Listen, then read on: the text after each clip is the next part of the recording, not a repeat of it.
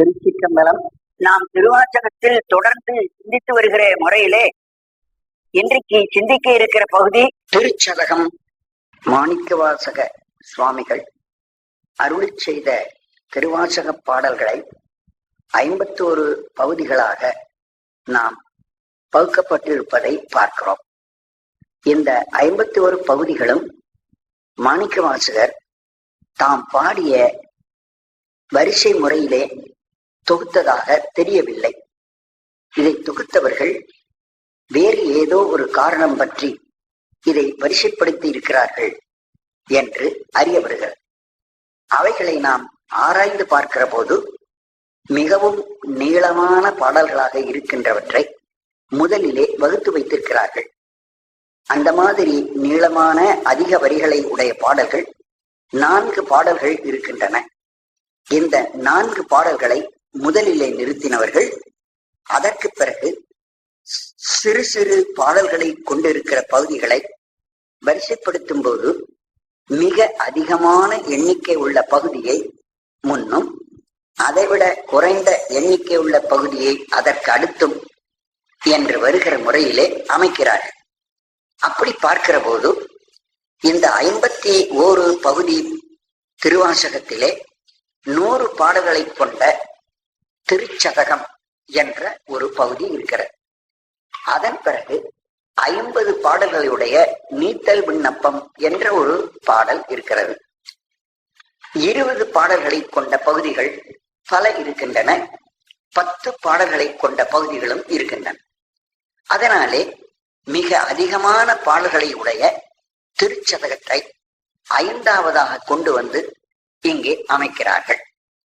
இந்த திருச்சதகம் என்று சொல்லப்படுகிற ஒரு நூல் அமைப்பானது ஒரு பிரபந்தத்தினுடைய பெயர். பாடல் என்பது ஒரு செய்யுள், பிரபந்தம் என்பது பல செய்யுட்களை தன்னகத்தை கொண்ட ஒரு நூல். ஒரு செய்யுளால் கூட ஒரு நூல் இருக்கலாம். பிரபந்தம் ஒரு செய்யுளாலும் வரும், பல செய்யுட்கள் கூடியும் வரும். சிவபுராணம், கீரி திருவகவல், திருவண்டப்பகுதி, போற்றி திருவகவல் என்ற 4ம் ஒரே ஒரு 100 பாடல்களை கொண்ட பிரபந்தங்கள்.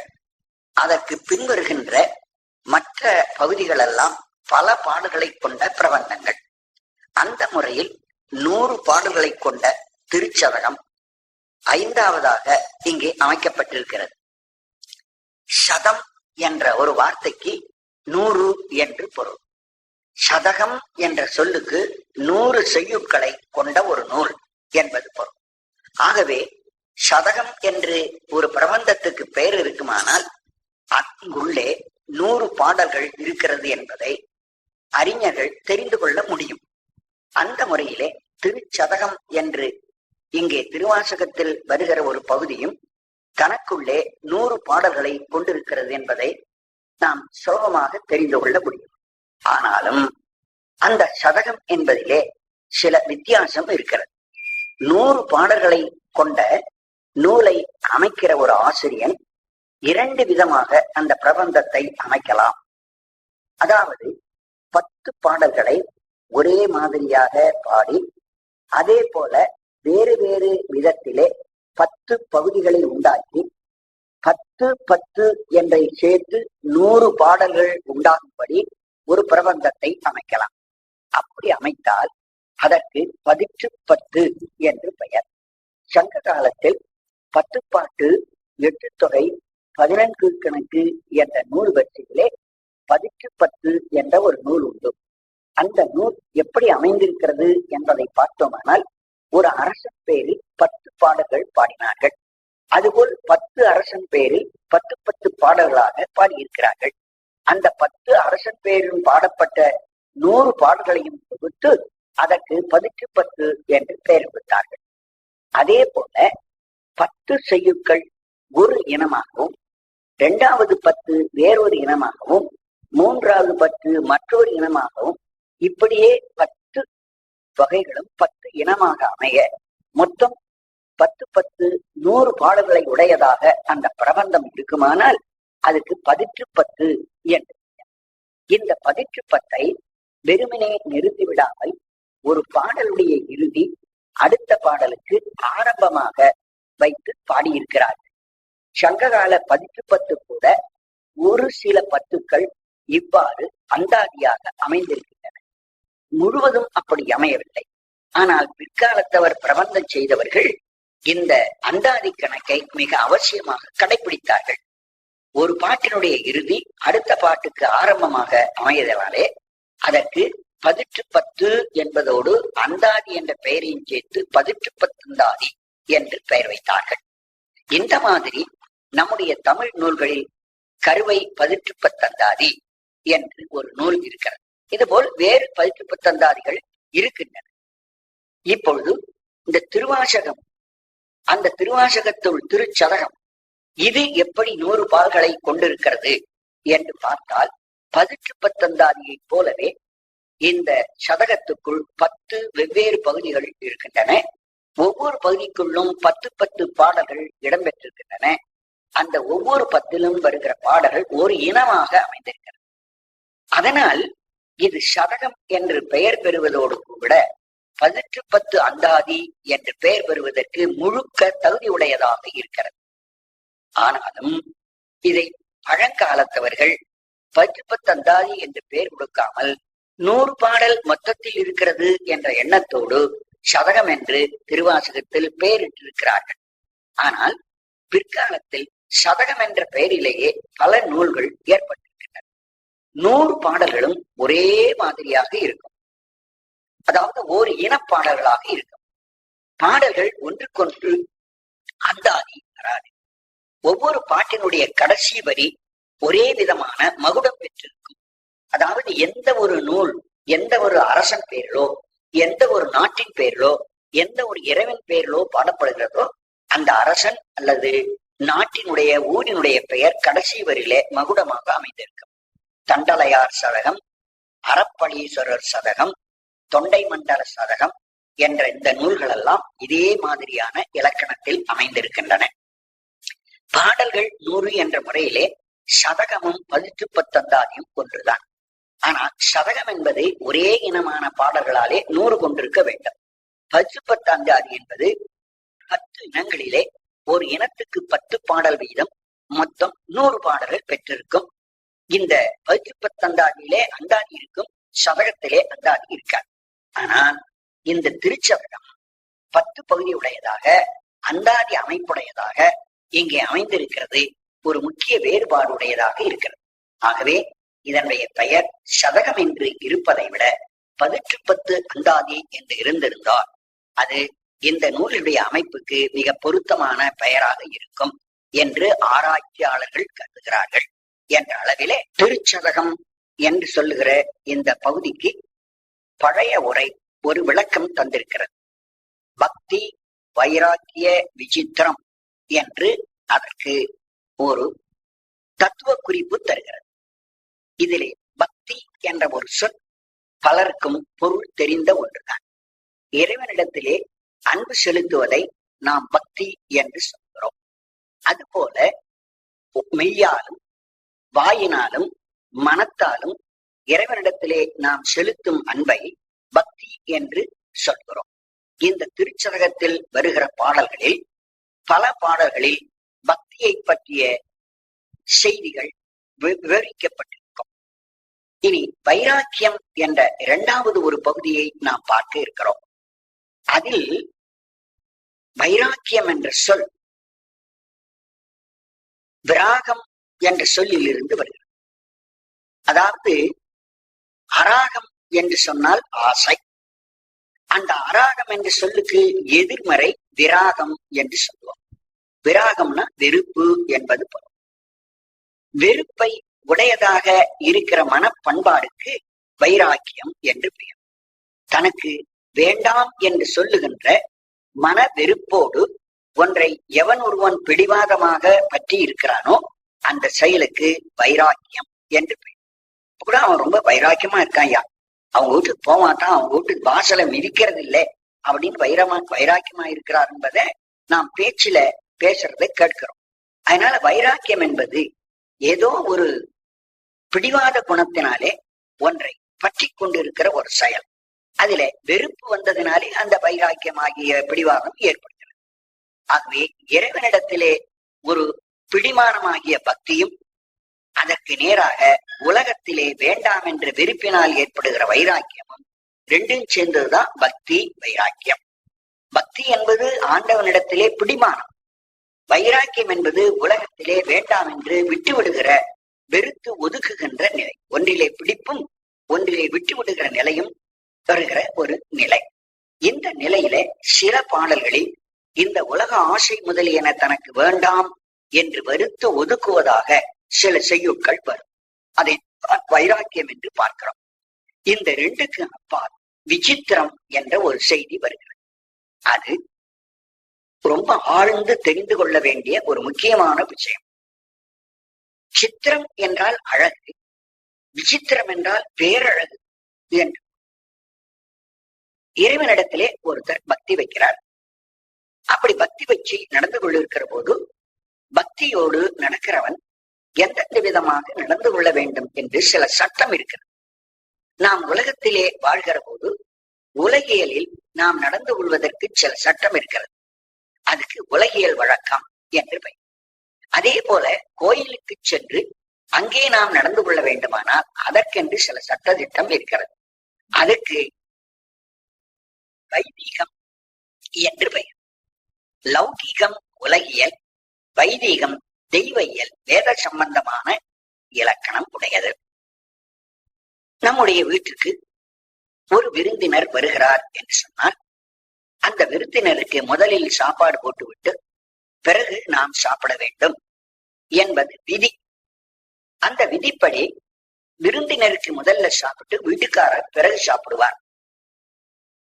ஆனால் ஒரு சந்தர்ப்பம் 12-1 மணிக்கெல்லாம் வீட்டுல சமையல் ஆயிட்டு வீட்டுல இருக்கிறவங்க சாப்பிட்டு விட்டார்கள்.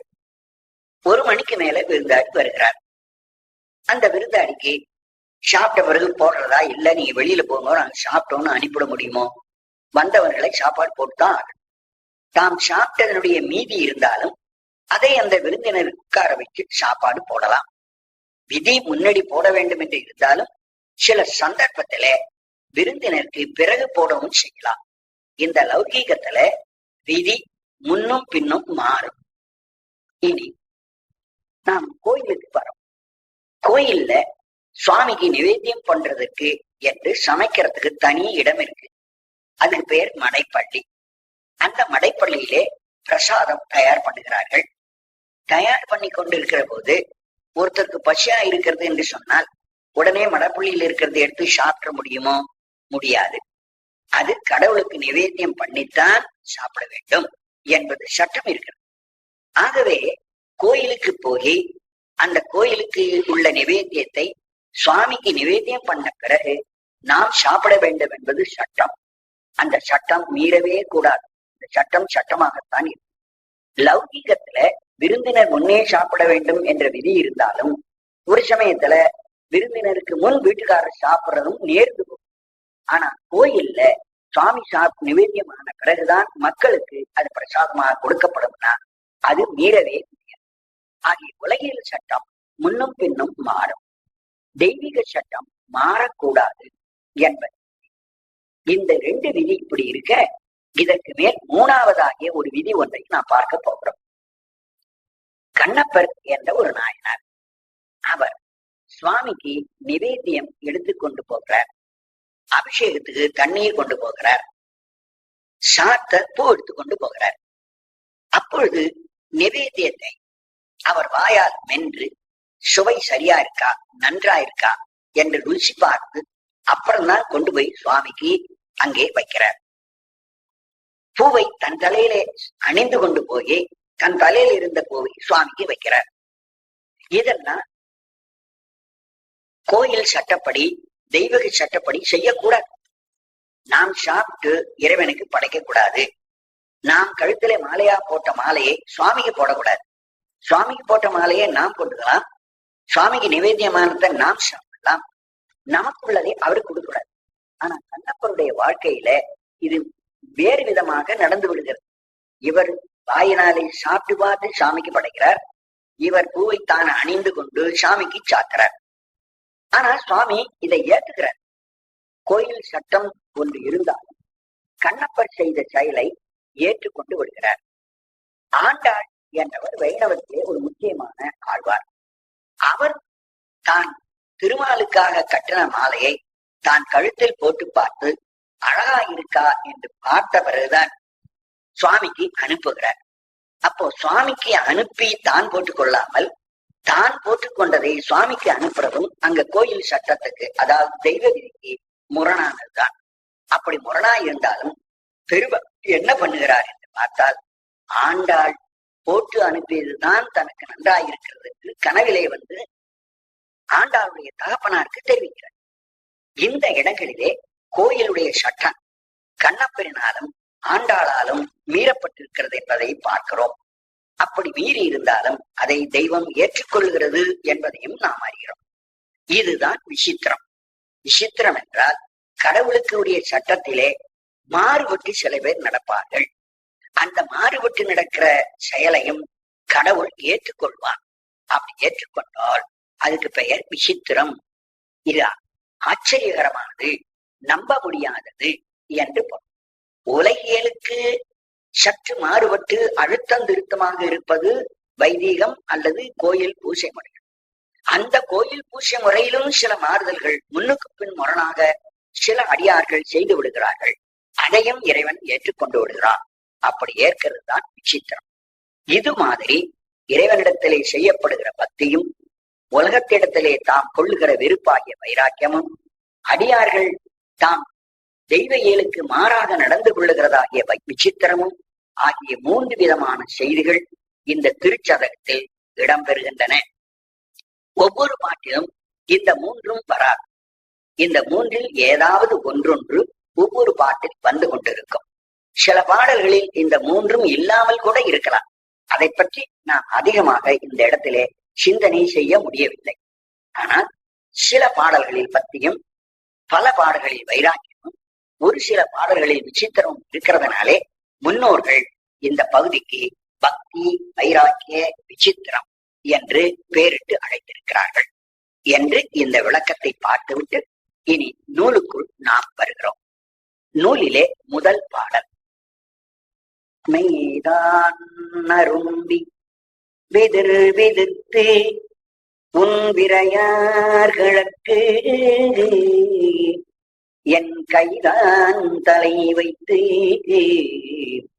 கண்ணீர் ததும்பி வெதும்பி உள்ளம் பொய்தான் தவிந்து உன்னை போற்றி ஜய ஜய போற்றி என்னும் கைதான் நகிழவிடேன் உடையாய் என்னை கண்டுகொள்ளே. இந்த பாடலில் பக்தி மிகுதியாக மிகச் சிறப்பாக பேசப்படுகிறது. இடவிடத்திலே இறைவனிடத்திலே செய்யப்படுகிற பக்தி உடம்பின் செய்கையாலும் வாயின் செய்கையாலும் மனத்தின் செய்கையாலும் 3 விதமாக பிரிந்து நிற்கும். ஆகவே அந்த 3னாலும் வருகிற செய்கைகள் பற்பலவாக இருக்கிறதுனாலே உடம்பினால் வருகிற பக்தியில 4 செயலையும், அடுத்தது தன் மனத்தால் வருகின்ற பக்தியிலே 2 செயலையும், தன் வாயினாலே வருகிற பக்தியிலே 1 வகையையும் சேர்த்து மொத்தம் 7 விதமான பக்தி நிலைகளை இந்த பாடல் நமக்கு தெரிவிக்கிறது. இந்த 7 விதமான பக்தியையும் மாணிக்கவாசகர் தான் ஒன்று கூட விடாமல் பின்பற்றியதாகவும் இந்த பாட்டில் சொல்லிக் கொள்கிறார். மெய்தான் அரும்பி, இது ஒரு பக்தி. மெய் என்றால் உடம்பு. அந்த பக்தி வரும்போது உடம்பிலே மயிர் கூச்சி எரியும். ஒரு குளிர் காலத்துல அந்த குளிர் தாங்க முடியாமல் உடம்பில் கையிலே இருக்கிற ரோமம் அப்படி நட்டுக்கொண்டு நிற்கிறது அல்லவா, அதுதான் மயிர் கூச்செறிதல் அல்லது அரும்புதல் என்று சொல்வார். இறைவனிடத்திலே பக்தி உண்டாகிற காலத்திலும் இப்படி மயிர் கூச்சிட்டு எழுகிற அரும்புதலாகிய செயல் நடக்கும். இது உடம்பில் நடக்கிற செயல். இது ஒன்று சொல்லியிருக்கிறார். மெய்தான் அரும்பி விதிர் விதிர்த்து, அப்புறம் அந்த உடம்பு திடீரென்ற ஒரு நடுக்கம். நாம் ஏதாவது ஒரு செய்தியை கேட்டால், பயமான செய்தியோ அதிர்ச்சியான செய்தியோ இருந்தால் உடம்பு அப்படி துள்ளும். அப்படி துள்ளி நடுங்குகிற நடுக்கத்துக்கு தான் விதிர்ப்பு. அதுபோல தெய்வ நிகழ்ச்சியை கேட்கிற காலத்திலும் உடம்பிலே விதிர்விதிர்ப்பு ஏற்படும். அதையும் சொல்லுகிறார். உன் விரையார் கிழக்கு என் கைதான் தலை வைத்து, இறைவனே உன்னுடைய வாசனை பொருந்திய திருவடிக்கு என்னுடைய 2 கைகளையும் நான் தலைமேல் வைத்து குவித்து வணங்குகிறேன் என்று 3வது செயல் சொல்கிறார். உடம்பிலே வேர்க்கூச்சு எழுந்தது 1, உடம்பு நடுங்கியது 2, இனி கை தலைமேல் ஏறப்போகிற செய்தி 3.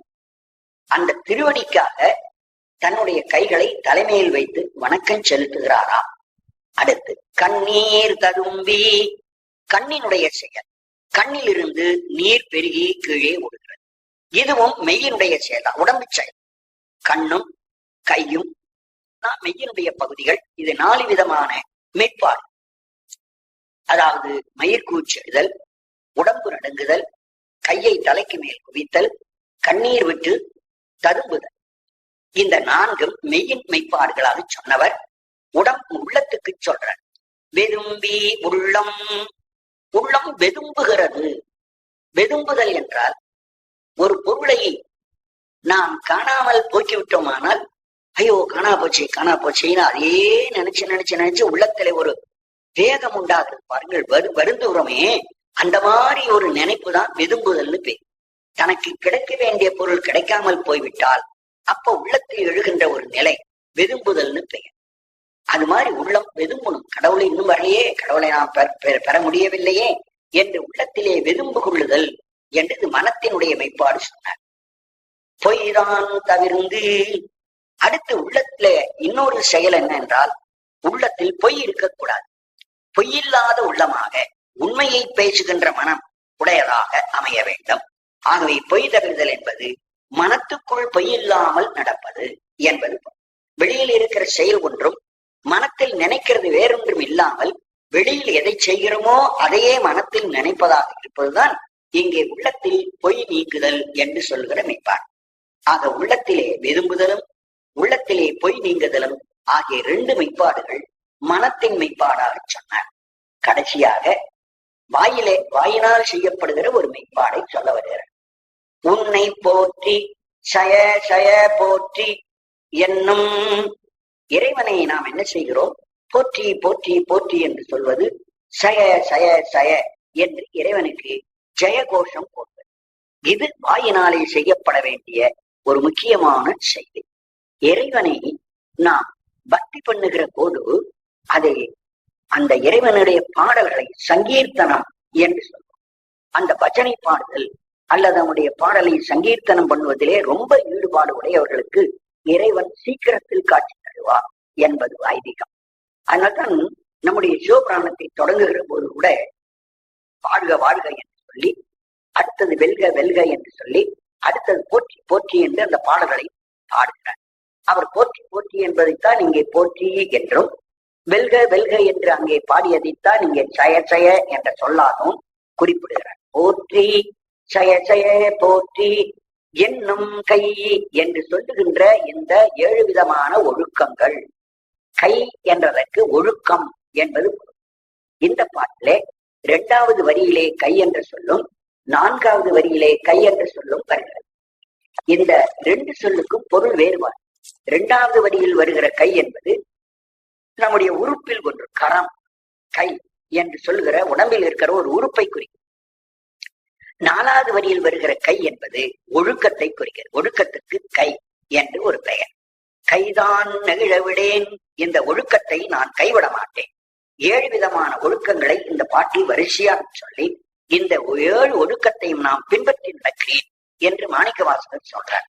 அப்ப இந்த 7 ஒழுக்கங்களும் பக்தியை பற்றிய ஒழுக்கங்கள், பக்தியை நமக்கு விரிவுபடுத்தி சொல்லும்படியான விளக்கங்கள். நெகிழ விடேன், இதை கைவிட்டு விட மாட்டேன் சுவாமி. உடையாய் என்னை கண்டுகொள்ளி, உடையானே எனக்கு எஜமானனாய் இருக்கிற பெருமானே என்னை கண்டுகொள், என்னை தெரிந்து கொள், என்னை விட்டு விடாது, என்னையும் பார்த்துக்கொள், எனக்கு உன் திருவருளை செய் என்று இந்த பாட்டிலே கேட்கிறார். ஆகவே திருச்சதகத்திலே இந்த முதல் பாட்டிலே தன்னுடைய பக்தி பெருக்கை இவர் தெரிவித்துக் கொள்கிறார். இந்த திருச்சதகம் எங்கே பாடப்பட்டது என்ற ஒரு நிகழ்ச்சியை நாம் கொஞ்சம் நடுவிலே சிந்திக்க வேண்டும். இதற்கு நூல் அச்சிட்டவர்கள் திருச்சதகம் திருப்பெருந்துறையில் அருளியது என்று எழுதியிருக்கிறார். இந்த 100 பாட்டையும் நாம் படிச்சு பார்த்தோமானால் சில பாடல்களில் தான் திருப்பெருந்துறை என்ற பெயர் வருகிறது. இனி வேறு ஊர் பெயர்களும் இடையிடையே வருகின்றன. அதனால் இது திருப்பெருந்துறையில் பாடப்பட்டது என்பதை உறுதியாக ஒத்துக்கொள்ள முடியவில்லை. இன்னும் பிற்காலத்து பக்தரோடு வாதிட்ட செய்தி பற்றிய குறிப்புகள் இந்த திருச்சதகத்தில் இடம்பெற்றிருக்கின்றன. பல அடியாரை பற்றிய செய்திகள் எல்லாம் இந்த திருச்சதகத்தில் இடம்பெற்றிருக்கின்றன. எனவே இவர் திருப்பெருந்துறையை விட்டு கிளம்பி சிதம்பரத்தில் தான் தங்கியிருந்த காலத்திலே பக்தர்களோடு வாதிட்டு அந்த பக்தர்களை வெற்றி பெற்ற பிறகு ஒரு சாவகாசமாக இருந்த ஒரு காலத்தில் இந்த திருச்சதகம் பாடியிருக்க வேண்டும் என்று நமக்கு தெரிய வருகிறது என்று அந்த பாடிய இடம், காலம் இவைகளை உங்களுக்கு சுருக்கமாக நான் சொன்னதாக நினைக்கிறேன். இனி பாடல்கள் இடையிடையே வரும்போது இந்த கருத்து கதைகள், அதில் வருகிற கதை பகுதி எந்த இடத்திலே எப்பொழுது நடந்தது, எதற்கு பிறகுதான் இது பாடியிருக்கப்பட வேண்டும் என்ற செய்தியெல்லாம் நான் விளக்கி காட்டுகிறேன். இனி 2வது ஒரு பாடலுக்கு வருகிறோம். முதல் பாடல பக்தியை சொன்னவர் 2வது பாடலே வைராக்கியத்தை பற்றி பேசுகிறார். எங்கள் உத்தமனே, எங்களுக்கெல்லாம் மேலான பரமேஸ்வரனே, உன்னை அல்லா பிற தெய்வம், உன்னை அல்லாமல் வேறு தெய்வத்தை உள்ளே நினைக்க மாட்டேன். சிவனே, உன்னைத்தான் நான் நினைத்து வணங்குவேனே தவிர உன்னை தவிர பிரம்மா, இந்திரன், திருமால் எந்த தெய்வத்தையும் நான் வணங்க மாட்டேன். எந்த சிறு தெய்வங்களையும் நான் வணங்குவது இல்லை. இது உறுதியா சொல்றார் பாருங்க. இந்த வார்த்தை தான் வைராக்கியம். அப்ப இந்த பாட்டில என்ன வருகிறது? வைராக்கியம் வந்து நிற்கிறது. மற்றவர்லாம் அந்த வாழ்க்கை நிலையாது என்று அதில வெறுத்து அப்புறம் ஒரு உறுதிக்கு வந்துடுறார். வெறுப்பினால் வந்த உறுதிதான் வைராக்கியம். உத்தமன், அத்தன், உடையான், இது 3 சிவனுக்கு உரிய வார்த்தை.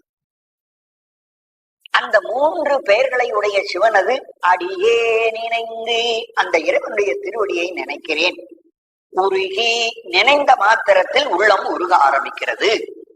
மத்த மனத்தோடு, அந்த உருகன உடனே எனக்கு பித்தேறி விடுகிறது. மத்தம் பித்தேறிய உள்ளத்தோடு மால் இவன் என்ன, உலகத்தார் என்னை பார்த்து இவன் ஒரு பித்தன், இவன் ஒரு பைத்தியக்காரன் என்று என்னை இந்த உலகம் பழித்தாலும், மால் இவன் என்ன என்று உலகம் சொல்ல, மன நினைவில் ஒத்தன ஒத்தன சொல்லிட. உலகத்தவர்கள் ஒவ்வொருவர் தம் மனத்துக்கு வந்தவாறெல்லாம் சொல்ற. ஒருத்தன் பைத்தியக்காரன், ஒருத்தன் பித்து பிடிச்சு போச்சு, ஒருத்தன் அறிவில்லாதவன், ஒருத்தன் மூடன் என்று இப்படி மாணிக்க வாசகரை வேறு வேறு வார்த்தைகளாலே சொல்லுகிறார். ஒருத்தர் நல்லவர், அவர் ஞானிப்பான் அப்படின்னு சொல்றார். ஒருத்தன் ஞானிங்கிறான், ஒருத்தன் மூடங்கிறான், ஒருத்தன் பித்தங்கிறான். மனசுக்கு வந்ததெல்லாம் உலகத்தில் சொல்றான். யார் எது வேணாலும் சொல்லட்டும், அதை எனக்கு கவலை இல்லைங்கிறவர். மன நினைவில் ஒத்தன ஒத்தன சொல்லிட ஊர் திரிந்து, ஒவ்வொரு ஊராக நான் போக வேண்டும். நான் ஒரே ஊரில் இருக்கக்கூடாது, பல ஊருக்கும் நான் திரிந்து போக வேண்டும். திரிந்து எவரும் தத்தம் மனத்தன பேச, நான் போகிற ஊரில் இருக்கிற மக்கள் எல்லாம் அங்கேயும் தம் மனத்துக்கு வந்தவாறு அந்தந்த ஊர் மக்கள் பேச, எஞ்ஞான்றுகொள் சாவதுவே, நான் என்றைக்கு சாவேன் என்று சொல்கிறார். சாவது என்பது இங்கு உயிர் விடுவதுன்னு அர்த்தம் இல்லை. சாவது என்பதுக்கு வேறு அர்த்தம். சாதல் என்பது தற்போதம் இழத்தல். நான் என்ற ஒரு முனைப்பு இருக்கல்லவா, நான் நான் நான் என்று தன்னையே சொல்லிக் கூற தற்போதம் என்ற முனைப்பு, அந்த முனைப்பு எனக்கு என்றே அழியும். எவனாவது ஒருத்தன் என்ன பைத்தேன்னு சொன்னா அவன்கிட்ட சண்டைக்கு போயிட்டேன்னு வச்சுங்கோ, அப்ப என்கிட்ட ஆணவம் இருக்குன்னு. இன்னொருத்தன் பித்தன்னு சொன்னா, நான் பித்தன் இருந்தா என்ன உனக்கு என்ன வேலையை பார்த்துட்டு போன்னு நான் கோபமா பேசினேன்னா அப்பவும் எனக்கு ஆணவம் இருக்குன்னு அர்த்தம். யாரு எது சொன்னாலும் காதிலேயே வாங்கி கொள்ளாமல் போகிற நிலை இருக்கே, அதுதான் தற்போதும் அழிந்து போன நிலை. அந்த நிலை எனக்கு என்று கிடைக்கும்? என்னை யார் எது சொன்னாலும் எனக்கு ஒண்ணுமே தெரியக்கூடாது, எதுவும் தெரியாத ஒரு அப்பேற்பட்ட ஒரு ஞானியாக நான் போக வேண்டும். அதுதான் ஜீவன் முத்த நிலை. ஜீவன் முத்தராக போய்விட்ட ஒரு ஞானி இடத்திலே போய் நீங்க என்ன வயசானவனுக்கு காதுல விழாது.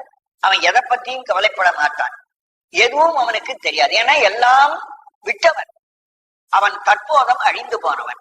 அந்த தற்போதம் அழிதலைத்தான் சாதல் என்று கேட்கிறார். எஞ்ஞாண்டுகொள் சாவது, அந்த தற்போதம் எனக்கு என்றைக்கு அழியும், நான் என்றைக்கு சீவன் முத்தனாக வருவேன் என்று இறைவனிடத்திலே கேட்டுக் கொள்கிறார். இதுல உத்தமன், இறைவன் எல்லாரை விட உயர்ந்தவன், உத்தமன். அத்தன், எனக்கு தந்தையாயிருக்கிறவன். உடையான், இந்த உலகத்தில் உள்ள எல்லா பொருளுக்கும் எஜமானனாக இருக்கிறான். உடையான். இதான் 3 விதமாக இறைவனை பார்க்கிறான். அவன் தூயவன் என்றும், அவனை தந்தை என்றும், அவனை ஒரு எஜமானன் என்றும் 3 விதமா பார்த்து, இந்த 3இன் காரணமாக அவன் அடியை நினைக்கணும். எதுக்காக நான் இறைவன் திருவடியை வணங்கணும்? அவன் உத்தமன், எல்லாரோட தூயவன். தூயவனானதுனாலே அவன் திருவடியை நான் வணங்க கட்டாயம் வணங்கணும். அத்தன், எங்க அப்பா. அப்பா இருந்தனால மகன் அப்பா காலில் வணங்கித்தானே ஆகணும். தந்தையினுடைய திருவடியை வணங்க. உடையான், எனக்கு எஜமானன், அதனால நான் கீழே, நான் அவனுக்கு அடிமை, அவன் திருவடியை வணங்க. இந்த 3 சொல்லாலும் இறைவனை வணங்குதற்குரிய பெருமை இறைவனிடத்தில் இருக்குன்னு காட்டி, அடியே நினைந்து, அப்படிப்பட்ட இறைவனுடைய திருவடியை நான் நினைக்கிறேன். நினைந்த மாத்திரத்தில் உருகி மற்ற மனத்தோடு அப்படியே பைத்தியம் பிடிக்க மனமுடையவனாக நான் மாறி விடுகிறேன். அப்ப என்னுடைய செயல்கள் உலகியலுக்கு மாறுகிறது. அதனால் உலகத்தார்கள் என்னை பார்த்து பித்தன் என்று சொல்லுகிறார்கள். அப்படி சொல்லும் போது நான் அதை உணராமல் இருக்கிற ஒரு நிலை எனக்கு வர வேண்டாம். அதான் சாவது எப்பொழுது எனக்கு கிடைக்கும் என்று கேட்டார். இதுல பக்தியோ வைராக்கியமோ விசித்திரமோ பார்க்க முடியல. இதுல ஏதாவது பக்தியை பத்தி சொல்லியிருக்காரா, அல்லது வைராக்கியம் எனக்கு எதுவும் வேண்டாம் என்று வெறுத்து சொல்லியிருக்காரா? இல்லை.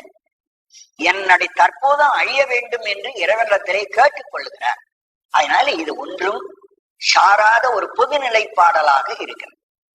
சாவ முன்னாள் தக்கன் வேள்வியில் தகரு தின்று நஞ்சம் அஞ்சி ஆ எந்தாய் என்று அவிதாவிடும் நம் அவரவரே மூவரன்றே எம்பிரானோடும் எண்ணி விண்ணாண்டு மண்மேல் தேவரன்றே இருமாந்து என்ன பாவம் திரிதவரே. தேவர்களை பற்றி அவருடைய செயல்களை இங்கே அளந்து காட்டுறார். தேவர்கள் ரொம்ப பாவம் பண்ணுகிறார்கள். என்ன பாவம்? திரிதவரே, என்ன பாவம் செய்து இந்த உலகத்திலே சுழன்று கொண்டு கிடக்கிறார்கள் தேவர்கள். அவர் என்ன பாவம் செய்தார்? அதெல்லாம் வரிசையா சொல்றார். சாவ முன்னாள் தக்கன் வேள்வி தகரு தின்று, அதை கொஞ்சம் மாத்தி படிக்கணும். முன்னாள், முன்னொரு காலத்திலே தக்கன் ஒரு யாகம் செய்தான். தக்கன் வேள்வி, தக்கனுடைய வேள்விச்சாலைக்கு போனார்கள். தகரு தின்று, அங்க அவன் வெட்டி போட்ட ஆட்டை அதில் சாப்பிட்டு கடைசியில ஒரு உயிர் வாழ்ந்தார்களா தேவர்கள்னா? இல்ல. சாவ, தங்களுடைய காலம் ஊழிக்காலம் வினை முடிஞ்ச உடனே செத்துத்தான் போனார்கள். இத்தனை தேவர்களும் யாகத்துல போய் கொடுக்கப்படுகிற அவிசை சாப்பிடுகிறார்களே, அவிசை சாப்பிட்டதுனால இவர்கள் என்றைக்கும் அழியாதவர்களா இருந்தார்களா? மாம்சம் சாப்பிட்டு உடம்பை பெருக்கிக்கிறேன்னு சில பேர் இந்த உலகத்துல சொல்றாங்களா, அவங்களுக்கு கேட்கிற கேள்வி இது. என் உடம்பு நல்லா இருக்கணும், ரொம்ப நாள் வாழணும் அப்படிங்கிறதுதான் நான் மாம்சம் சாப்பிடுறேன். சரி, சாப்பிட்டு நீ சாகாம இருக்க உன்னால் முடியுமோ? என்னைக்கு இப்போ உடம்புனா வளமா காட்டலாமே தவிர கடைசியில் செத்துத்தானே ஆகணும். தேவர்களும் அதானே செஞ்சார்கள். மாம்சம் சாப்பிடக்கூடாதுன்னு வேதம் சொல்லுது, நீதி சொல்லுகிறது. ஆனா தேவர்கள் திருட்டுத்தனமா மாம்சம் சாப்பிட நினைத்தார்கள். நாங்க வேதத்துக்கு புறம்பா போகல. அந்த வேதம் யாகம் செய்ய சொல்லுது. யாகத்துல பசுவை வெட்டி யாகத்துல போட சொல்லுது. அந்த மாம்சத்தை போய் நாங்க சாப்பிட்டோம், தனியா எங்க வீட்டுல சமையல் பண்ணி மாம்சம் சாப்பிடல அப்படின்னு திருட்டுத்தனமா பேச ஆரம்பிச்சா இந்த தேவர்கள். ஐயோ பாவம், இப்படி ஒரு பாவத்தை பண்ணுகிறார்களே, இவங்க வீட்டுல மாம்சம் சாப்பிட்டா என்ன, வேள்வி செய்து அதில் வருகிற மாம்சம் சாப்பிட்டான்னு, சாப்பிட்டது புலால் தானே, கடைசியில் சாப்பிட்டு என்ன பாவம் செய்தார்கள் இவர்கள் என்று இதை கூட பாவமாக சொல்ற. ஏன் சொல்றா? வீட்டுல மாம்சம் சாப்பிடுறது பாவம், நீதி நூல். யாகத்துல இருந்து வருகிற மாம்சத்துங்கிறது பாவம் இருக்கிறதாக வேதங்கள் சொல்லல. ஆனா மாணிக்கவாசர் யாகத்துல போடுற மாம்சம் கூட பாவங்கிறார். வள்ளுவரும் அதான் திட்டுறார். அவிசொரிந்து 1000 வேட்டலின் ஒன்றன் உயிர் செலுத்து உண்ணாவின் அன்று. நீங்க 1000 யாகத்துல வெட்டி போட்டு ஒரு புண்ணியமும் வராது, ஒரு உயிரை கொலை செய்யாம இருந்தா உங்களுக்கு பெரிய புண்ணியம் வரும். அங்க யாகத்தால கூட நீங்க மாம்சம் சாப்பிடக்கூடாது. இதுக்கு நம்முடைய சிவஞான முனிவர் விளக்கம் எழுதுகிறார். வேள்வியில் பசுவேட்டுன்னு வருது, அந்த பசுவேட்டல் என்றால் என்ன அப்படின்னு சொல்றார். பசுன்னா ஒரு உயிரை கொலை பண்ணி யாகம் பண்ணுதல்னு அர்த்தம் அல்ல. உடம்புக்குள் இருக்கிற உயிர் இருக்கு, அந்த உயிருக்கு பசுன்னு பெயர். பசுபோதம் அழிந்து யாகம் பண்ணு தான் என்று முன்ன கேட்டார் பாருங்க. நான் என்று என்னைக்கு சாவது, எஞ்ஞான்று கொலை சாவது, தற்போதும் என்னைக்கு அழியும் என்று. தற்போதம் கெட்டு அந்த யாகம் செய்வதுதான் பசுவேட்டல். ஆட்டையோ ஒரு மாட்டையோ ஒரு குதிரையோ அழிச்சு யாகம் பண்றது அல்ல. அப்படி என்று ஞான நூல்கள் விளக்கம் சொல்கின்றன. வேதம் பரிசையா சொல்லிவிட்டுது. ஒரு ஆட்டை வெட்டினா அதுக்கு வாஜபேய யாகம், ஒரு குதிரையை போட்டு வெட்டி யாகம் செஞ்சா அசுமேத யாகம் என்று இப்படி ஒவ்வொரு யாகத்தும் ஒரு பேர் வச்சிருக்கு. ஒவ்வொரு உயிரையும் கொன்னு அந்தந்த தேவர்களுக்கு கொடுத்தால் என்னென்ன புண்ணியம் கிடைக்கும் என்று சொல்லுது. ஆனால் ஆகமம் என்ன பண்ணுகிறது, அதுக்கு திருத்தம் எழுதுது. அங்கே ஆடென்றும் குதிரை என்றும் சொன்னது இந்த உலகத்தில் உள்ள ஆடையோ குதிரையோ அல்ல, அவைகள் உயிர் வர்க்கம், பசு. நம் உடம்பில் இருக்கிற பசுத்தன்மையை நீக்கி யாகம் செய்வதுதான் யாக வேள்வி. இதை பொருள் தெரிந்து கொள்ளவில்லை, வேதத்தின் பொருள் தெரிந்து கொள்ளாமல் அவர்கள் மாம்சம் தின்ன வேண்டும் என்ற ஆசையினாலே வேதத்தினுடைய பாட்டுக்கு வேற அர்த்தம் பண்ணி அவர்கள் சாப்பிடுறார்கள் என்று பாவம் அது என்று நம்முடைய மாணிக்க வாசகர் அதை ஒரு குறிப்பிட்டார். இரண்டாவது, சரி இவ்வளவெல்லாம் தைரியமா சாப்பிட்ட உடம்ப பெருத்தார்களே, திருப்பார்கடலை கடைஞ்சு ஒரு விஷம் வந்தது இல்லையா, அந்த விஷத்தை எதுக்கிறதுக்கு சக்தி அவரிடத்துல இல்லையே, ஓட்டம் எடுத்தார்களே. மாம்சம் சாப்பிட்டு உடம்ப நான் பலப்படுத்துகிறேன், தைரியமா இருக்கிறேன், எதுக்கிறேன்.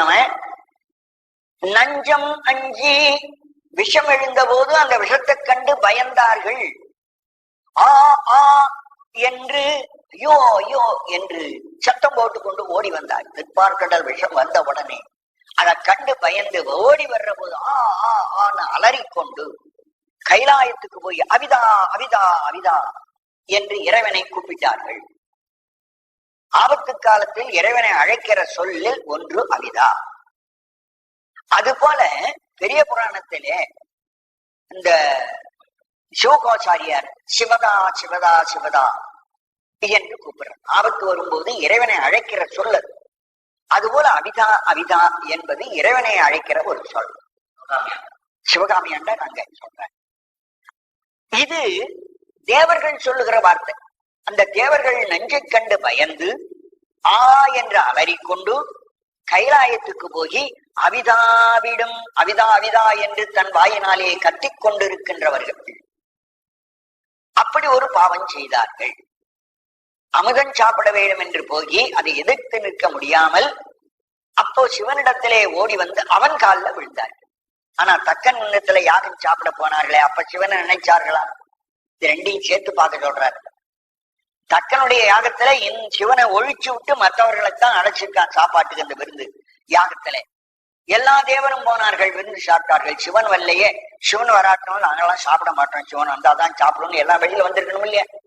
எல்லா தேவரும் அந்த தக்கனுடைய வீட்டுக்கு யாகத்துக்கு போயிட்டாங்க, பரவாயில்ல. போன பிறகு அங்க சிவன் வரவில்லை என்று தெரிந்து கொண்டு உடனே என்ன சொல்லி இருக்கணும்? சிவன் இல்லாமல் கொடுக்கிற விருந்தை நாங்கள் ஏற்க மாட்டோம் என்று வெளிவந்திருக்கணுமே. அங்க சிவன் வந்தான்னா வராட்டேன்னா நாம் சாப்பிடுவோம். சாப்பிட்டு இப்ப சிவன் காலில் வந்து விடுறார்களே விஷத்தை கண்டு. என்ன பாவம்!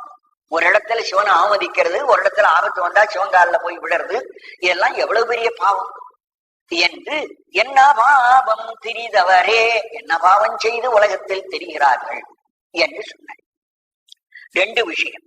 மூணாவது அவர்கள் செய்கிற பாவம், நம் அவர் அவரே மூவரன்றே எம்பிரானோடும் எண்ணி. எம்பிரானோடும், எம்பிரான் பரசிவம், எல்லாத்துக்கும் மேலாயிருக்கிற சிவம். அந்த சிவபெருமானை மூவரன்றே, மூவரில் ஒருத்தர் என்று எண்ணுகிறார்கள். மூவர் என்பவர் பிரம்மா, விஷ்ணு, ருத்ரன். மூணு பேரோடு சேர்த்து பார்க்கிற இடத்துல ஒரு ருத்ரன் இருக்கிறான். எல்லாருக்கும் மேலா சொல்ற பரசிவம் இருக்கிறாரே, அவரும் ஒரு ருத்ரன். அந்த ருத்ரருக்கும் மூவரில் ஒருவராக வருகிற ருத்ரருக்கும் வித்தியாசம் உண்டு. எல்லாருக்கும் மேலா இருக்கிற ருத்ரர் அதிருத்ரர், மகாருத்ரர். அவர்தான் மகாருத்ரர். இந்த மூணு பேர்ல ஒருத்தரா வர்ற ருத்ரருக்கு குணருத்ரர் அல்லது குணிருத்ரர் என்று பெயர். இது பேர்ல வித்தியாசம். இனி அவங்களுடைய காரியம், அவர்களுடைய அதிகாரம் எந்த அளவிற்குன்னு சொல்றேன். உலகத்தை படைக்கிற போது மாயையிலிருந்து உலகம் பிறக்கிறது. அந்த மாயை மூணு விதமாக பிரியும். சுத்த மாயை, அசுத்த மாயை, ரெண்டும் கலந்த மிஸ்ர மாயை. சுத்த மாயினுடைய தத்துவங்கள் சிவ தத்துவங்கள் 5, அசுத்த மாயின் தத்துவங்கள் 36. இந்த ரெண்டுக்கு நடுவிலே ஒரு தத்துவம் இருக்குவாங்க, வித்யா தத்துவம் என்று, அது 7. இந்த 7 சிவ தத்துவத்திலே கூட சேர்த்துடுவாங்க. அதாவது சுத்த மாயிலே கூட சில சேர்ப்பாங்க. சுத்த மாயிலேயே சிவதத்துவம் 5, வித்யா தத்துவம் 7 என்று. கடைசியில் இருக்கிற 36 தத்துவம் இருக்கே, அந்த 36 தத்துவத்தை தான் குணத்தில் இருந்து வருகிறவை. அந்த 36 தத்துவமும் முக்குணத்தில் இருந்து உண்டாகின்றன. அந்த முக்குணத்தில் வருகின்ற 36 தத்துவத்தையும் அடக்கி ஆளுகிறவர் ஒரு ருத்ரர். அவருக்கு பேர் குணிருத்ரர். அவங்கதான் பிரம்மா, விஷ்ணு, ருத்ரர்ல வருகிற ருத்ரர். பிரம்மா இந்த 36 தத்துவங்கள்ல வச்சுக்கிட்டு படைக்கிறான். மகாவிஷ்ணு இந்த 36 தத்துவங்களிலே இருந்துதான் அவன் காக்கிறான். இந்த குணிருத்திரர் இந்த 36 தத்துவங்களில இருந்து கொண்டுதான் அழிக்கிறார். 36 தத்துவத்துக்கு மேலே வித்யா தத்துவமோ அதுக்கு மேல இருக்க சிவதத்துவத்துக்கோ இந்த குணிருத்திரர் போக முடியாது. ஆனால் அந்த புவனத்திலும் சிலர் இருக்காங்க. 36 பேர் இந்த 36 தத்துவத்தில் இருக்கிறத நம்ம புவனம், இப்ப நாமெல்லாம் வாழ்கிற இந்த உலகம் இருக்கே, இது 36 தத்துவங்களால் ஆனது. இதற்கு மேல் 7 தத்துவத்தினாலே வித்யா தத்துவம் வித்யா புவனம்னு இருக்கு. அதுக்கு மேலே சிவதத்துவம் என்று சொல்லுகிற இடத்துல சிவதத்துவத்திலே பல புவனங்கள் இருக்கின்றன. அதிலும் சில உயிர்கள் வாழ்கிறார்கள். இந்த தத்துவத்திலே வாழ்கிறவர்கள் சகலர் என்று சொல்லுகிற உயிர். ஆணவம், கர்மம், மாயை என்ற 3 மலங்களோடு கூடி இருக்கிற சகலர் வாழ்கிற தத்துவம் குணதத்துவத்திலே இருக்கு. அதுக்கு மேலே போகிறதுல 2 பிரளயாகலரும் விஞ்ஞானகலர் என்றும் இருமலமுடையார் ஒருமலமுடையார் என்ற ஆன்மாக்கள் அங்கே இருக்காங்க. அந்த ஆன்மாக்களுக்கு இருக்கக்கூடிய இருமலம் ஒருமலம் இருக்கிறதே, அதெல்லாம் யார் அழிக்கிறவர்?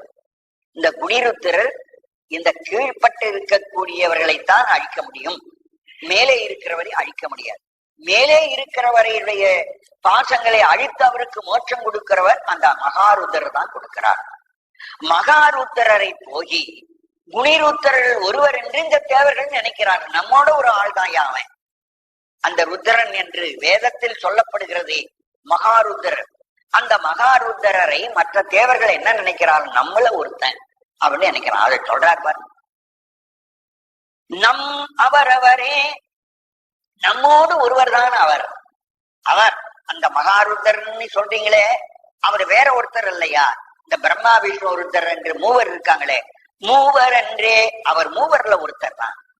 அவரும் நம்மவர், நம்மை போல, நம் பிரம்மா போல, நாம் விஷ்ணுவா இருப்பது போல அந்த ருத்ரனும் ஒருத்தர் தான். 3 பேரும் சமம் என்று இந்த தேவர்கள் பேசுகிறார்கள் என்றே எம்பிரானோடும் எண்ணி.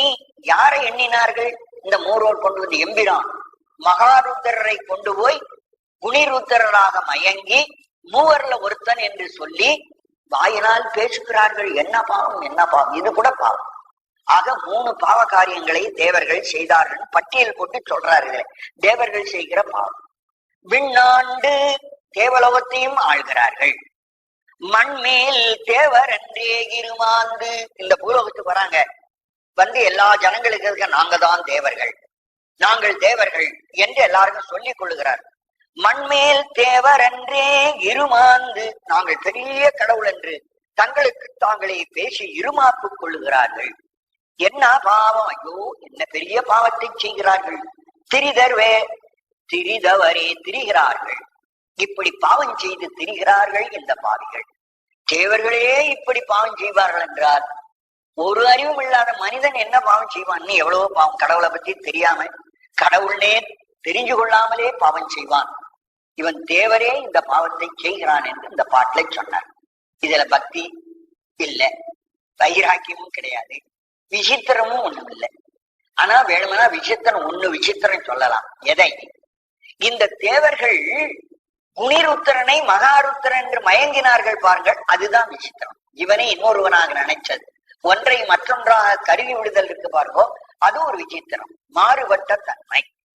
அதை வேணுமானால் விசித்திரம் என்று நாம் சொல்லலாம்.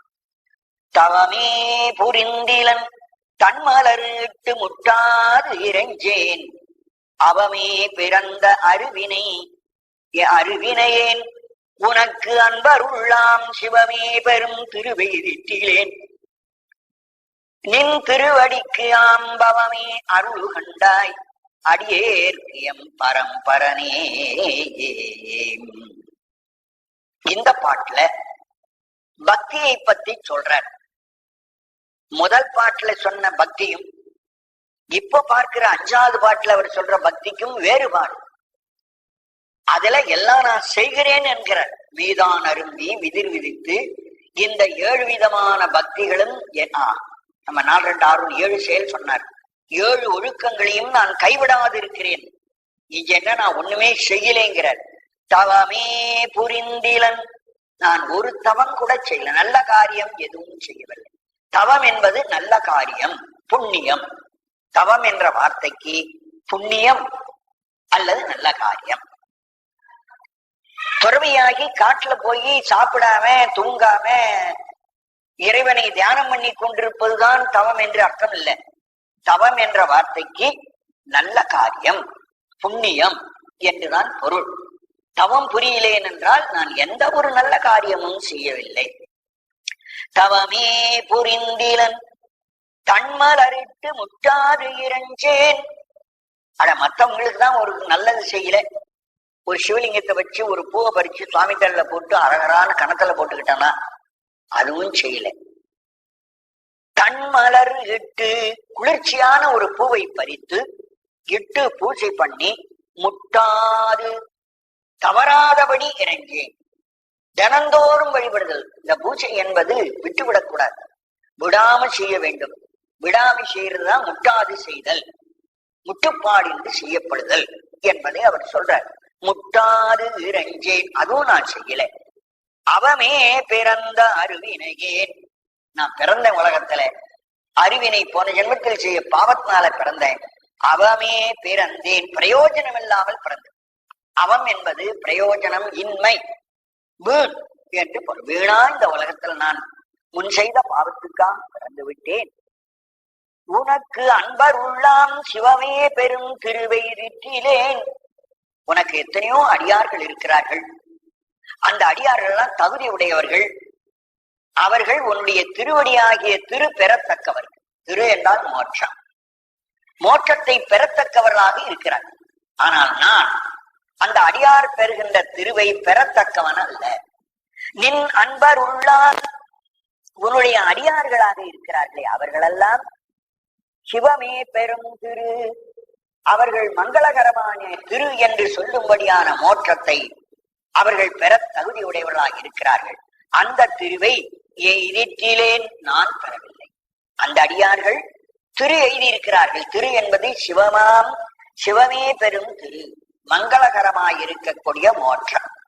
அந்த மோட்சமாகிய செல்வத்தை எய்திட்டிலே நான் பெறவில்லை. ஆகவே பெருமானே, எனக்கு நீ ஒரு கருணை செய். நின் திருவடிக்காம் பவமே அருள் கண்டாய். இந்த பிறவி பயனெல்லாம் போச்சு, இந்த பிறவியை ஒழிச்சு என்னப்போ உடனே சாக்காடு கொடுத்து அடுத்த பிறவி எனக்கு ஒன்று கொடு. அந்த பிறவியில உன் திருவடியை மறக்காமல் நினைக்கிற பிறவியை கொடு. இந்த பிறவியில கொடுன்னு கேட்கல. ஏன்னா இந்த பிறவி வீணா போச்சு. இனிமே இந்த பிறவியை வச்சு நான் திருந்த போறது இல்லை. இந்த பிறவியை முடிச்சுடு. இந்த பிறவியை முடிச்சு விட்டு அடுத்த ஒரு நல்ல பிறவி கொடுன்னு கேட்கிற. நின் திருவடிக்கு பவமே, உன் திருவடிக்கு அன்பு செய்யக்கூடிய பவம் பிறவி. பவம் என்றால் பிறவி. பவமே அருளு கண்டாய், அந்த ஒரு நல்ல பிறவியை எனக்கு கொடு. உன் திருவடி மறவாதிருக்கின்ற ஒரு திருவருளை எனக்கு கொடு. காரைக்காலமையார் இதுதான் வேண்டாம். பிறவாமை வேண்டும், பிறவாமை வேண்டும், மீண்டும் பிறப்புண்டேல் இரவாமை வேண்டும், அறவா இன்னும் வேண்டும், உன் திருவடிக்கண் மகிழ்ந்து பாடி இரவாத இன்ப அன்பு வேண்டும் என்றெல்லாம் கேட்டார் பாருங்க. அந்த இரவாத இன்ப அன்பு தான் இங்கே சொல்றார். உன் திருவடிக்காம் பவம், உன் திருவடிக்கு அன்பு செலுத்தும்படியான அந்த பிறவியை எனக்கு கொடு என்று வேண்டிக் கொள்கிறார். ஆகவே இதில் பக்தி பேசப்பட்டிருக்கிறது. பக்தியின் எதிர்நிலையான பக்தி, தன்னிடத்தில் இல்லாமை, பக்தி இல்லாமையை எடுத்து சொன்னார். ஆக அதுவும் பக்தியை பற்றின பேச்சுதான். அடுத்த பாட்டிலும் பக்தியை சொல்ல போறார். அதுவும் எதிர்நிலை பக்தி. பறந்து கறந்து நில்லார் கள்வனே, அந்த அன்பருடைய உள்ளத்தில் மட்டும் மறையாமல் வெளிப்பட்டு இருக்கிற இறைவனே. அப்படி பூஜை பண்ணி எனக்கு எது வேணாலும் கடவுள் கொடுப்பான், எனக்கு ஒன்னும் வேணும்னு நான் கேட்க வேண்டிய அவசியம் இல்லை, அவன் கேட்காமலே கொடுப்பான் என்பது போல ஒரு தைரியம் உள்ள அடியார்கள் உள்ளத்தில் அவன் வெளிப்பட்டு நிற்கிறான். ஆனால் மற்றவர் உள்ளத்தில் கள்ளனாக ஒளிகிறான். அன்பர் உள்ளம் கறந்து நில்லா, அன்பருடைய உள்ளத்திலே ஒளிந்து நிற்காதவன் கள்ளன், மற்றவர் உள்ளத்துக்கு கள்ளனாக ஒளிந்து நிற்கிறவன். அப்பேற்பட்ட கள்ளனே ஏ இறைவனே என்று இறைவனை கூப்பிட்டு அவனிடத்தில் ஒன்று கேட்கிறான். நின்றன் வார்களுக்கு அன்பு, உன் திருவடிக்கு அன்பு எனக்கு வேண்டும் என்று கேட்டார். பாட்டுல கடைசியில என்ன கேட்டார் பாருங்கோ. நின் திருவடிக்காம் பவம், உன் திருவடிக்கு பூஜை பண்ணும்படியான பவம் பிறப்புன்னார். ஆனா திருவடிக்கும் பிறப்புக்கும் நடுவில் அன்பு வேண்டும்ங்கிற வார்த்தை மறைஞ்சிருக்கு. அந்த அன்புங்கிறத இப்ப விளக்கமா சொல்றார். வார்களுக்கு அன்பு, திருவடிக்கு நான் அன்பு வைக்கின்ற ஒன்றை எனக்கும் நிரந்தரமாய் அருளாய் எனக்கும் கொடு. அப்பனா வேற யாருக்கும் இது முன்னாடி கொடுத்திருக்கான்னு தெரியுது. எனக்கும் அந்த அன்பை கொடுன்னா முன்னே இருக்கிற அடியார்கள் எல்லாருக்குமே அந்த அன்பை கொடுத்திருக்கான். அந்த அடியார்கள் அத்தனை பேரும் பூஜை பண்ணார்கள். அவங்க எல்லாம் போய் அன்பை செலுத்தினார்கள். அவர்களுக்கு இந்த வரம் கொடுத்திருக்கிறார். அன்பு செலுத்துகின்ற நல்ல பிறவியை அடியார்கள் கொடுத்திருக்கிறார். அதுபோல எனக்கும் கொடு என்று கேட்கிறார்.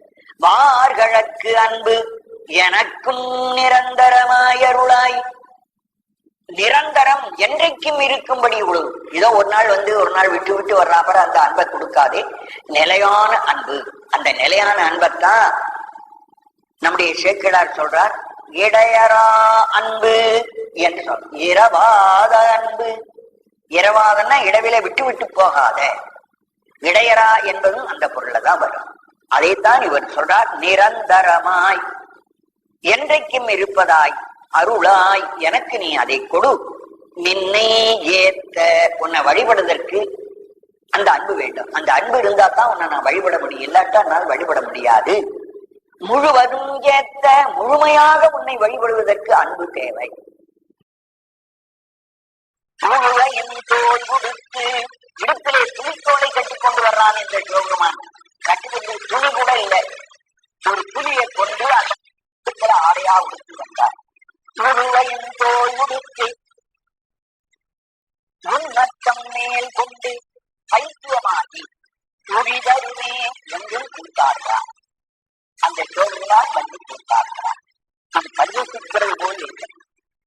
பேய்களோடு காட்டில் கூட்டாடுகிறான். அடுத்தாறு போல அவனுக்கு ஆடை இல்லாமல் துணித்தோலை கட்டி இருக்கிறான். பைத்தியமாக அலைகிறான். முடிதறில் எங்கு பார்த்தாலும் திரும்பிக்கிட்டே கிடக்கிறான். கதி இல்லை, அவனுக்கு ஒரு பிழப்பே கிடையாது. கதி இல்லாதவன்னா பிழப்பு இல்லாதவன். இப்படியான வையறது மாதிரி இருக்கு. இது பழித்தல். ஆனா இதுக்கே வேற அர்த்தம், இன்னொரு அர்த்தம் சொல்லிட்டா புகழ்தல். பழித்தது போல் புகழ்தல் என்ற ஒரு அணி. பேய்களோடு கூட்டாடுகிறான் என்று சொன்னால் உயர்ந்த ஜீவான்மாக்கள் தன்னை கண்டு தரிசிக்க கூட்டான். இந்த பேய் என்பது காரைக்கால் பேயை போல உத்தமோத்தமமாகிய ஆன்மாக்கள். சாதாரண உலகத்தில் இருக்கிற பேய் அல்ல. அங்கே பேய் என்று சொல்வது யாரை? காரைக்கால் அம்மனார் இறைவனிடத்திலே எவ்வளவு அன்பு கொண்ட பேயாயிருந்தாரோ அதுபோல அன்புள்ளவராயிருக்கிற பேய்கள். அந்த பேய்களுக்கு முன் கூட்டாடுகிறான் எங்கே? காட்டிடை சுடுகாட்டிலே. இந்த பூலோகத்தில் எல்லாரும் பணத்தை சொல்றாங்களே அந்த சுடுகாடல்ல. இந்த உலகம் அழிகிறதே. அழிகிற போது 36 தத்துவங்களால் ஆகிய குணதத்துவத்தால் ஆகிற புவனம் இருக்கே, அந்த புவனம் அழிகின்ற ஒரு சங்கார காலம், அது குணசங்கார காலம் என்று. அந்த குணசங்கார காலத்திலே மற்ற உயிர்கள், அதாவது ஒருமலமுடையார் இருமலமுடையார் என்ற மற்ற ஆன்மாக்கள், உயர்ந்த பரமாண்டமான ஆன்மாக்கள் காண அவன் கூட்டாடுகிறான். அந்த அதுதான் கூட்டார். அந்த சங்கார காலத்திலே காட்டிலை நாடகம் மாறி அங்கும் அவன் மற்றவர்கள் இந்த உலகத்தை அழித்தாலும் மற்ற புவனத்தில் இருக்கிற வாழ்வதற்காக 5 நடனம் செய்து கொண்டிருக்கிறான். கதியாய் பிறப்பில்லாது இருக்கிறான். உழுவையின் தோல் உடுத்து புலித்தோலை உடுத்தான் என்றால் தன்னை கொள்ளுவதற்காக அந்த தாருவனத்தவர் அனுப்பினதையும் ஜெயித்தான் என்ற ஒரு வெற்றி. முன்னக்கன் என்றால் பேரன்பு கொண்டவன் என்று. துணிதருகிறான் என்றால் ஒரு இடத்தில் இல்லை, எல்லா இடத்திலும் இருக்கிறான். அத்தனையும் புகழ் வார்த்தையாக சொல்லி தேவர்களுக்கு கிடைக்காதவன் அடியார்களுக்கு எங்கும் இருக்கிறவனாய் எங்கும் உயிர்கிறான், எல்லா இடத்திலும் காட்சி தருகிறார். துணிதரு காலம் கனலும் புனலும் புனலோடு மண்ணும் விண்ணும் உயிர் காலம் எத்தாலும் வருவது வந்ததற்கும் உயிரே காலத்த முன்னடியே செய்த வல்வினையை கைதரு காலமாய் அவை காற்றியம் காப்பவனே. துணிதரு காலும் கால் காற்று.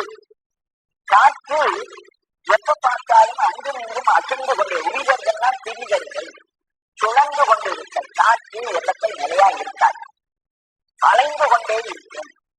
அதனாலே உயிர்த்தம் அலைகிற காற்றும் கனலும் நெருப்பும் புகழோடு தண்ணீராகிய இந்த மூன்றோடு மண்ணும் விண்ணும் கீழே இருக்கிற பூமி எல்லாத்துக்கும் மேலே இருக்கிறது.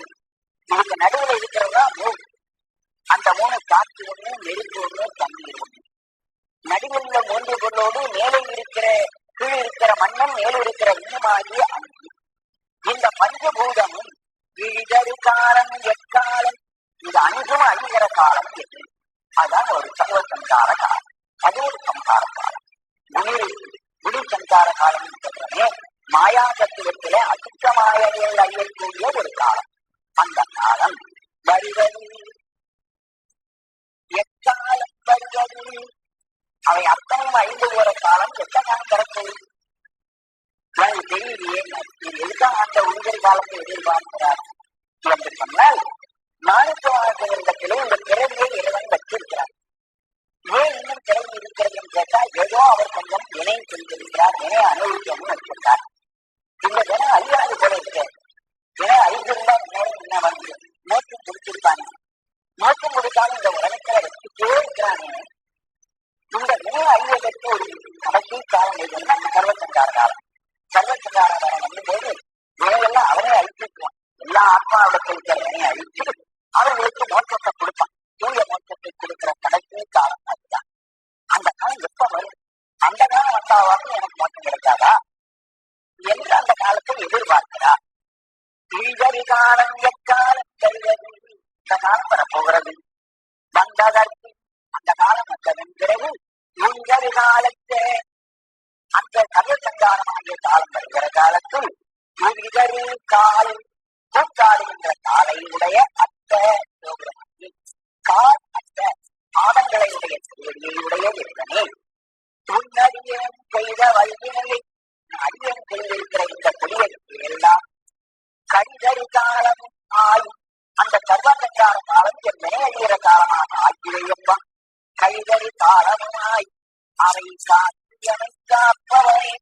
அந்த வினை என்ன வராமல் அந்த சர்வசங்கார காலத்துல வினையை அழித்து என்னை காக்கிற பெருமானே. ஆனால் அந்த காலம் எப்ப வரும், எனக்கு சீக்கிரம் வருமா, என் வினை தீருமா என்று இறைவனை எதிர்பார்க்கிறார். பவனம்பிரான் பணியாமதி கண்ணி விண்ணோர் வருவான். சிவன் என் சிவான் என்னை ஆண்டு கொண்டான். என் திருமைகண்டும் என்னிடத்தில் இருக்கிற ஈவுத்தன்மையை பார்க்க நான் உயர்ந்தவன் அல்ல.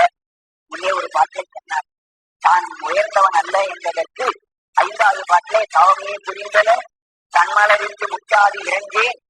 நான் ஒரு நாள் கூட பூர்த்தி தூக்க பண்ணல, நல்ல புண்ணியம் பண்ணல, அதனால எனக்கு தகுதி இல்லை, ஆகவே நான் சிறியவன். என் சிறுமை கண்டன் கூட இறைவன் என்ன பண்ணான், பவன் எம்பிரான் பணிமாமதி கண்ணி விண்ணோர் பெருமான். சிவன் எம்பிரான் என்னை ஆண்டு கொண்டான், என்னை ஆண்டு கொண்டு விட்டான், அடிமையாக ஏற்றுக் கொண்டு விட்டான். அதற்கு முன்னிருப்பதெல்லாம் இறைவனுக்கு அடைமொழி. பவன் உலகத்தை உற்பத்தி செய்கிறவன், எம்பிரான் எமக்கு தலைவன், பனிமாமதி கண்ணி சந்திரனை தலைமாலையாக இருக்கிறவன், விண்ணோர் வருவான் தேவர்களுக்கு தலைவன், சிவன் மங்களகரமாயிருப்பவன், எம்பிரான் எமக்கு தலைவன். இத்தனையும் சிவனுக்கு பெருமை சொல்லி அந்த சிவபெருமான் என்னை ஆண்டு கொண்டான். என் சிறுமை கண்டும் என் இழிவை பார்த்தும் என்னை அடிமையாக ஏற்றுக் கொண்டு விட்டான். அவன் எம்பிரான் என்ன, நான் அடியேன் என்ன. இந்த ரொம்ப முக்கியமான திருவாசகத்துல அவன் எம்பிரான் என்ன, அவன் எனக்கு எஜமானானாக இருக்க, நான் அடியேன் என்ன, நான் அவனுக்கு அடிமையாக இருக்க. இப்படியே இதே தன்னை எனக்கு என்னைக்கு இருக்கணும். இத பிரார்த்தனை பண்ண, நீ எஜமானனாவே இருக்கணும், நான் அடிமையாவே இருக்க.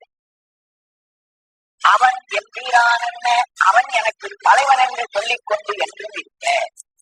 நான் அடியேன் என்ன, நான் அவனுக்கு அடிமை என்று என்றும் சொல்லிக் கொண்டிருக்க. இப்பரிசே இதே விதமாக புவனம் பிரான் எரியும் பரிசாவது பிரான் என்று அறியும் பரிசாவது எம்புகவே. இப்படி நான் தெரிந்து கொண்டிருக்கிற ஒரு தன்மையை, அறியும் தன்மையை எனக்கு நிச்சயம் பெருமானே, எனக்கு இதை சொல்லிக் கொடு. நீதான் இறைவன் என்றும் நான் தான் அடிமை என்றும் என்றும் நினைக்கிற நினைப்பு எனக்கு நீ கொடுக்கும். அப்படி அறிகின்ற ஒரு தன்மையை எனக்கு இந்த தன்மையை அப்பர் சுவாமியை அறிந்திருந்தார். அதனால் அவர் சொல்றார், தங்கடன் அடியேனையும் தாங்குதல் என் கடன் பணி செய்து கிடப்பதே. என் கடன் பணி செய்து கிடப்பதுன்னு என்ன அர்த்தம், நான் அடியவன், அடியே நான் வேலை செய்யறதான் என் வேலை, அப்ப நான் அடியேனாக இருக்கிறேன்.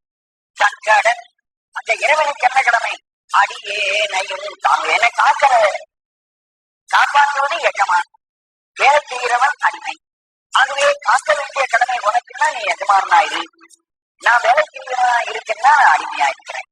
தன்னை அடியவன் என்றும் இறைவனை எஜமானன் என்றும் நினைக்கிற நினைப்பு எனக்கு என்றும் இருக்கு. இது மாறவே கூடாது என்று இறைவனிடத்திலே ஒரு வரத்தை இந்த பாடலே அவர் கேட்கிறார். 9வது செய்யுள்ள இறைவனை ஆண்டான் என்றும் தன்னை அடியேன் என்பதுமாக அவர் சிறப்பாக எடுத்து விளக்குகிறார். அவன் என்ன, நான் அடியேன் என்ன, இப்படியே போனகிறான் செய்யும் பரிசாவது நம்புகிறேன். அவன்தான் என்கிறார், அவன்தான் எனக்கு எஜமானன், நான் அடியேன், நான் அவனது அடிமை என்று சொல்லுகின்ற பரிசுதான் என்றும் நிலைத்திருக்க வேண்டும் என்பதாக அவர் இறைவனிடத்திலே பிரார்த்தனை பண்ணிக் கொள்கிறார்.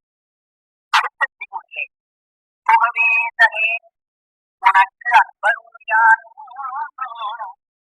என் பொன்னாமணியே தகவே என்னை உனக்கு ஆட்கொண்ட நன்மை எப்புண்மையரை மிகவே உயர்த்தி பின்னோரை பணித்தி அண்ணாமுதே நகவே தகும் என்கிறான் என்னை செய்த நாடகமே. இறைவன் படைத்தானோ தேவர்களை எல்லாம் கீழ்படுத்தியதாகவும் வைத்து ஒரு விசித்திரமான செய்தியை இங்கே விளக்குகிறார். பக்தி, வைராக்கியம், விசித்திரம் என்ற மூன்றும் திருச்சபதம் பாடலிலே மாறி மாறி வருகிற முறையில் இந்த செய்யுளிலே விசித்திரம் பேசப்படுகிறது.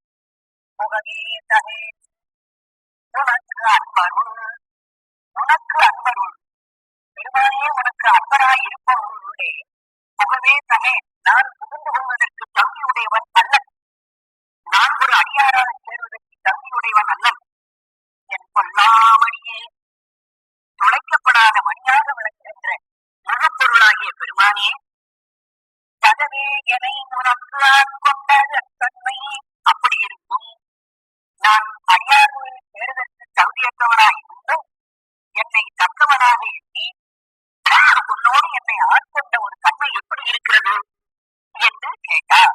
என்னை ஆட்கொண்ட தன்மை எப்படி இருக்கிறது என்றால் அதற்கு ஒரு ஓமை சொல்ல வருகிறது. என் உண்மையரை மிகவே உயர்த்தி விண்ணாரை பணித்தே, என் உண்மையரை என்னை போன்று இருக்கிற இழந்தவர்களை எல்லாம் மிகவும் நீ உயர்த்தி விடுகிறாய். ஆனால் அதே சமயத்தில் விண்ணாரை பணித்தே, மிக மேம்பட்ட தேவர்களை எல்லாம் கீழ்படுத்துகிறாய், பணித்தை கீழ்படுத்தி விடுகிறாய். இதுதான் நீ செய்கின்ற காரியமாக இருக்கிறது என்று சொல்ற. உண்மையராக இருக்கிற எல்லோரை உயர்த்தியும் தேவர்களை எல்லாம் கீழ்படுத்தியும் செய்கின்றாய் என்று சொல்வது ஆண்டவனிடத்திலே ஏதோ குறைபாடு இருப்பது போல இந்த வார்த்தையை அவர் சொல்லுகிறார். உள்ளே நோக்கமானால் இறைவனிடத்திலே ஏதொரு குறையும் இல்லை. ஏன் கீழ்படுத்துகிறான் என்று பார்த்தால் தேவர்கள் தன்னலத்துக்காகவே வாழ்கிறார்கள். ஆகவே அவர்களை என்ன செய்கிறார்? தன் அடியில் வீழ்ந்து தனக்கு பணிய வைக்கிறார், அல்லது அவர்களுக்கு தண்டனை கொடுத்து மறுபடியும் தன்னை பணியும்படியாக செய்கிறார். ஆனால் அதிகாரம் இருக்கிறவர் தன்னலமற்றவராய் எல்லாம் இறைவன் செய்வதற்கு எண்ணுகிறவராய் இறைவனையே நினைக்கிற காரணத்தால் அவர் தம்மைத்தானே தாழ்த்தி தாழ்த்தி கொண்டு பேசுவார்கள். அப்படி தாழ்த்தி பேசுவதாலே அவர் உண்மையர் என்று அழைக்கப்படுகிறார். ஆகவே அடியார்கள் உண்மையர் என்று சொன்னது அவர்களுக்கு விரும்பிருப்பது கருதி அல்ல. அடியார்கள் தம்மைத்தானே தாழ்த்தி பேசுகிற காரணத்தாலே அவரை உண்மையர் என்று சொன்னார். ஆகவே தம்மைத்தானே தாழ்த்திக் கொள்வாராக இருக்கிற அடியார்களை நீ மேன்மைப்படுத்துகிறாய். ஆனால் தன்னையே உயர்த்திக் கொள்ளுகிறவராக இருக்கிற தேவரை கீழ்படுத்துகிறாய். அண்ணா அவனே நகவே தகும் செய்வது ஒரு பேசுக்கிடமாக இருக்கிற பெருமானே, எந்திரான் நாடகம் இப்படியான நாடகத்தை நோக்கி திருப்பெருந்துரை வந்து ஒரு அந்நியனாக்கி மிக